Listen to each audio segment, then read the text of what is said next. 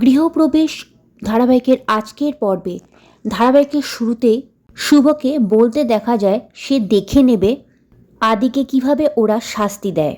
তারপর হঠাৎ করেই দেখা হয় শুভর সাথে মিস্টার সেন আর মোহনার। তাকে দেখে শুভ জিজ্ঞেস করে, তুমি এখানে কি করছো? তুমি কি ভেবেছ আমি কিছুই বুঝতে পারি না? আমি নিজে দেখেছি তোমাকে স্বপ্নার সাথে কথা বলতে। আমি স্বপনদাকে হাসপাতালে পাঠিয়েছিলাম তোমার খোঁজ নিতে। আর ঠিক সেই দিনই স্বপনদা ইনজিওর হলো। আর ঠিক তার সাথেই স্বপ্নার আমাদের বিরুদ্ধে কথা বলা। কোথায় ঘটালে যেখানে তুমি 6 মাস আগে কাজ করতে? এসব মিথ্যা অপবাদ দেওয়ার আগে আদিকে কি করে বাঁচাবে সেটা চিন্তা করো। আর তুমি না বাঁচাতে পারলে আমি আমার আয়নকে ঠিক বাঁচাবো। শুভ মোহনাকে চ্যালেঞ্জ করে যে সে সব সত্যি বের করেই ছাড়বে। তারপর সেখান থেকে চলে যায়। তখন আকাশ মনে মনে ভাবে, তাহলে আমি যা ভাবছি তাই কি সত্যি? কে এসব করেছে? আমাকে যে করেই হোক আদিকে দোষী প্রমাণ করাতেই হবে। এসব কিছু থেকেই মোহনাকে বাঁচাতে হবে। তারপর ঘটনার শিফট হয়, আদালতে দেখানো হয় আদ্রিত কাঠগড়ায় দাঁড়িয়ে আছে। আর মোহনা আদ্রিতকে বলে, আয়ান তোমার কিছু হবে না, আমি তোমাকে বাঁচাবো। ওদিকে দেখানো হয় বিপক্ষ দলের উকিল সাক্ষী হিসেবে হাসপাতালের নার্সকে ডাকলে তাকে জিজ্ঞাসাবাদ করা হয়। সে সেদিনকার ঘটনা খুলে বলে।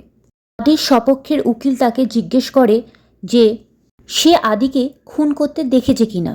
নার্স অস্বীকার করলে সে জর্জকে বলে আদালত অনুমানের উপর ভিত্তি করা কথা অস্বীকার করে। এরপর কাঠগড়ায় ডক্টরকে করানো হয়। ডক্টরকে জিজ্ঞেস করা হয়, আপনি কি দেখেছেন আদিত রয় খুনটা করেছে কিনা? তখন ডক্টর বলে, হ্যাঁ উনিই তো খুনটা করেছেন। কেবিনের বাইরে ওনাকেই তো আমি ছুরি হাতে দেখেছি। আর আমি নিশ্চিত যে উনি হচ্ছেন সেই ব্যক্তি যাকে আমরা এর আগের বারেও ধরেছিলাম। আর আগের বারের ফুটেজটাও কিন্তু আমি দিয়েছি। আর সেই ফুটেজে দেখা যায় যে আদির সেই কেবিনে ঢুকে আবার বের হয়ে চিৎকার করে খুন হয়েছে বলে। তখনই শুভদের পক্ষের উকিল বলে, আচ্ছা আপনাকে আমি কিছু প্রশ্ন করতে চাই। আপনি দেখেছেন আদ্রিত রয় ছুরি হাতে বাইরে দাঁড়িয়ে আছে আর ঢুকতেও দেখেছেন, কিন্তু আপনি কি দেখেছেন উনি খুনটা করেছেন কিনা? তখন ডক্টর বলে, আমি এটা দেখিনি যে উনি খুনটা করেছেন। আমি শুধু এটাই দেখেছি যে উনি ছুরি হাতে বাইরে দাঁড়িয়ে খুন খুন করে চিৎকার করছেন। তখন শুভপক্ষের উকিল বলে, তাহলে জজ সাহেব এতে কি প্রমাণ হয় যে আমার মক্কেল খুনটা করেছে? আর ঠিক তখনই বিপক্ষের উকিল বলে, তাই নাকি, আপনার মক্কেল খুন করেননি? আচ্ছা আপনাকে একটা প্রশ্ন করি, আপনি কি এর আগেও ওই হাসপাতালে গিয়েছেন?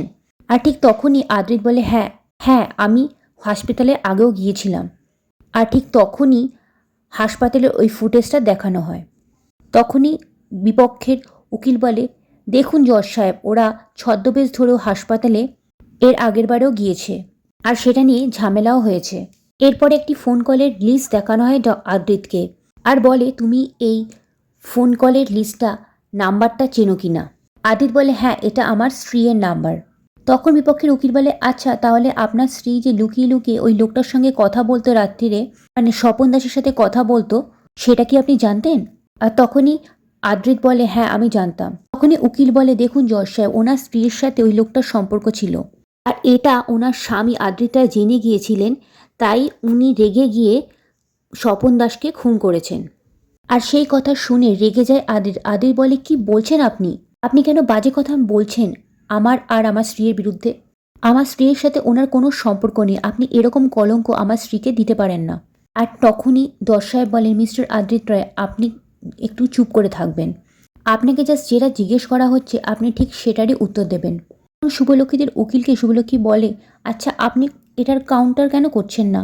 ঠিক তখনই শুভলক্ষীর উকিল বলে, না এটার আমি কোনো কাউন্ট করব না। শুভলক্ষী তখন অবাক হয়ে বলে যে এত বড় একটা মিথ্যে, তাও উনি এটার কাউন্ট করলেন না। পর স্বপ্নাকে দাঁড় করানো হয় কাঠগড়ায়। বিপক্ষের উকিল স্বপ্নাকে জিজ্ঞেস করে, আপনি কি ওই মহিলাকে চেনেন আর ওই মহিলার সাথে আপনার দাদার কি কোনো সম্পর্ক আছে? তখন স্বপ্না বলে, হ্যাঁ আমি জানি যে শুভদি আমার দাদার সঙ্গে যোগাযোগ রাখতো, কথা বলতো, কিন্তু কি বিষয়ে কথা বলে সেটা আমি বলতে পারবো না।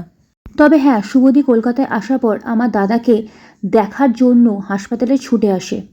আমি বারবার করে শুভদিকে বারণ করেছি, কিন্তু শুভদি আমার কথা শোনেনি। এটা নিয়ে আমাদের মাঝে ঝামেলা হয়েছে। বারবার করে আমি শুভদিকে বারণ করা সত্ত্বেও শুভদী আমার কোনো কথা শোনেনি। আমার বারণ করা সত্ত্বেও শুভদী সেই রাতে দাদার কেবিনে ঢোকে। এটা শোনার পরে শুভ মনে মনে বলে, এত বড় মিথ্যে স্বপ্না বলতে পারলো। এদিকে মোহনা মিস্টার সেনকে বলে, দাদা তুই কি উকিল ঠিক করেছিস? উনি তো কোনো কাউন্টই করছে না। আর তখনই মোহনা দাদা বলে, কি করে কাউন্ট করবে? কাউন্ট করাতে একটা নির্দিষ্ট কারণ থাকা দরকার। ঠিক সেই জন্যই কাউন্ট করছে না উকিল। আর উনি অত্যন্ত অভিজ্ঞ উকিল, ওনারা এসব ভালো জানে। আমাদের এসব নিয়ে কথা না বাড়ালেই চলবে। তুই চিন্তা করিস না, আদ্রিত ছাড়া পেয়ে যাবে। এই বলে মিস্টার সেন মোহনাকে সান্ত্বনা দিতে থাকে। এদিকে তো মোহনা অস্থির হয়ে যাচ্ছে, আর অন্যদিকে শুভলক্ষ্মী মনে মনে ভাবে, এতগুলো মিথ্যে পয়েন্ট বলল কিন্তু এই উকিল কোনো কাউন্ট করলো না। মনে হচ্ছে উনি আমার আদিকে বাঁচাতে পারবে না। উনি কি আদেও চায় আমার আদি এই বিপদ থেকে মুক্তি পান? এদিকে উকিলের অ্যাসিস্ট্যান্ট বলে, স্যার আপনি কিছু বলছেন না কেন? এখানে তো অনেকগুলি বলার পয়েন্ট আছে। তখন উকিল বলে, একদম কথা বাড়াবে না, বুঝতে পেরেছ? আমার মুখের উপর কোনো কথা বলবে না। এরপর শুভলক্ষ্মীকে কাঠগড়ায় ডাকা হয়। শুভলক্ষ্মীকে জিজ্ঞেস করায়, আপনি মিস্টার স্বপনকে কি করে চিনলেন? তখন শুভলক্ষ্মী বলে, ওর সাথে আমার দাদা বোনের সম্পর্ক, আর ও আমার ছোটবেলাকার বন্ধুও। আমরা একসঙ্গে বড় হয়েছি, আমরা এক জায়গায় ছিলাম, তাই আমি ওকে চিনব না? এটা শুনে বিপক্ষের উকিল বলে, ও তাই? নিউ ইয়র্ক থেকেও আপনি ওনার সাথে যোগাযোগ রাখতেন? আর ঠিক তখনই শুভলক্ষ্মী বলে, জজ সাহেব আমি এই প্রশ্নের উত্তর আমি এক কথায় দিতে পারবো না। আমি কি কটা বাড়তি কথা বলার অনুমতি পেতে পারি? তখন জজ সাহেব বলে, অবশ্যই বলুন। তখন শুভলক্ষ্মী বলে, আমি স্বপনদার সাথে যোগাযোগ করেছি রিসেন্টলি। আমি স্বপনদাকে ফোন করতাম যখন ওনাদের ওখানে রাত আর আমাদের ওখানে দিন, তাই কলটা রাতের বেলায় হয়ে যেত। আমি স্বপনদাকে কিছু বিষয় ইনভেস্টিগেট করার জন্য কথা বলেছিলাম। আর ঠিক তখনই বিপক্ষের উকিল বলে, তাই নাকি? আপনারা এত সম্ভ্রান্ত পরিবারের লোক, ধনী পরিবারের লোক, তো আপনারা কোনো বিষয় তদন্তের জন্য আইনি সাহায্য না নিয়ে স্বপনকে কেন বললেন?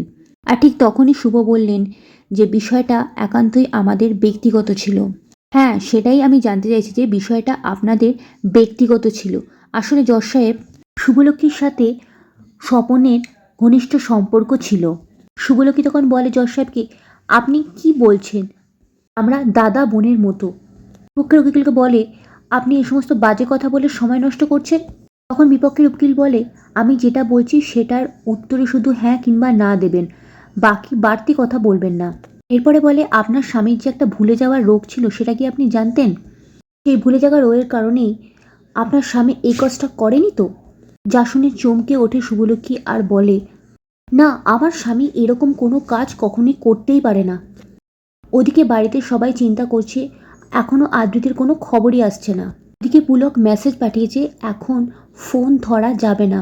এদিকে আদির পক্ষে মানে আদির বিপক্ষে সমস্ত প্রমাণ চলে যাচ্ছে, তাই বিষয়টা খুবই খারাপের দিকে যাচ্ছে। বুঝতে পারছি না কি হতে পারে। এই মেসেজটা দেখে খুবই চিন্তায় পড়ে যায় শ্রীবন্তী, আর বলে, আমার ছেলেটা কীভাবে জেল থেকে ছাড়া পাবে? আমার ছেলেটা কি আদৌ মুক্তি পাবে না? আর ঠিক তখনই পাড়া প্রতিবেশীরা আর এসে বলে, আপনাদের বাড়ি খোঁজ নিতে এলাম। আসলে আপনারা তো আমাদের প্রতিবেশী, তাই না? সেই জন্য আপনাদের খোঁজটা নিতে এলাম। সত্যি আপনারা অনেক বিপদে আছে, এই বলে ব্যঙ্গ করতে থাকে। বলে, আপনারা কোনো চিন্তা করবেন না, নিশ্চয়ই আপনাদের ছেলে ছাড়া পেয়ে যাবে। আপনার বৌমা আছে না, আপনার বৌমা তো খুব ভালো, দেখবেন আপনার ছেলেকে ঠিক ছাড়িয়ে নিয়ে আসবে। আপনার ছেলেকে যে এখনও বৌমা কেন ছাড়াতে পারলো না সেটা বুঝতে পারছি না। এদিকে বিপক্ষের উকিল বাজে বাজে কথা বলে যাচ্ছে শুভলক্ষ্মীকে। তখনই আদ্রিত রেগে গিয়ে বলে, আপনি আমার স্ত্রীর সাথে এরকম বাজে বিহেভিয়ার করতে পারেন না।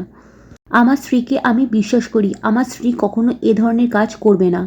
আপনি কেন এরকম বাজে বাজে কথা বলছেন? এদিকে প্রেসের লোকেরাও বলছে যে হ্যাঁ, এই কারণেও আদ্রিত রায় খুনটা করতে পারে। এদিকে পুলক রূপককে বলে, কি হবে বলতো? সব কিছুই তো দেখছি এগেনস্টে চলে যাচ্ছে। রূপকও বলে, কি হবে বুঝতে পারছি না, আমারও মাথাটা প্রত্যন্ত যন্ত্রণা করছে, কোন দিকে যে রায় ঘুরবে বুঝতেই পারছি না। এদিকে জজ সাহেব আজকের জন্য সমস্ত কাজ স্থগিত করলো, পরবর্তী হিয়ারিংয়ের ডেট দিয়ে দিল। এদিকে স্বপ্না বাহিরে গিয়ে ফোনে কারোর সাথে একটা কথা বলছে, ওকে তো আমি বাঁচানোর জন্যই এসব বলেছি। এদিকে শুভলক্ষ্মী স্বপ্নাকে ফোন করতে দেখে বলে, কি ব্যাপার স্বপ্না, কার সাথে এরকম কথা বলছে? যখনই স্বপ্নার দিকে এগিয়ে যেতে চায় তখনই শুভলক্ষ্মী দেখতে পায় আদ্রিতের বাবা কাকারা মিস্টার রয় আর মোহনার সাথে কথা বলছে। শুভলক্ষ্মী ছুটে এসে বলে, বাবা তোমরা ওদের সাথে কি কথা বলছো? আদিতের বাবা বলে, আসলে আকাশ সেন আমাদের সাহায্য করতে চায়। এই শুনে শুভলক্ষ্মী বলে, তোমাদের মাথা খারাপ হয়ে গেছে? তোমরা এখনো এদেরকে বিশ্বাস করো? এই কথা শুনে মোহনা বলে, শোনো শুভলক্ষ্মী, এই প্রথম কোনো একটা বিষয় নেই, তুমি আর আমি এক। আমাদের লক্ষ্য একটাই যে আদিকে মুক্ত করা জেল থেকে। তুমি চাইলে আমার সাথে হাত মেলাতে পারো। এই কথা শুনে চমকে ওঠে শুভলক্ষ্মী। তো বন্ধুরা, তোমাদের কি মনে হয় শুভলক্ষ্মী কি মোহনার সাথে হাত মেলাবে? অবশ্যই কমেন্ট করে জানাবেন। ধন্যবাদ পুরো এপিসোডটা দেখার জন্য। এপিসোডটা ভালো লাগলে অবশ্যই চ্যানেলটাকে সাবস্ক্রাইব করে রাখবেন।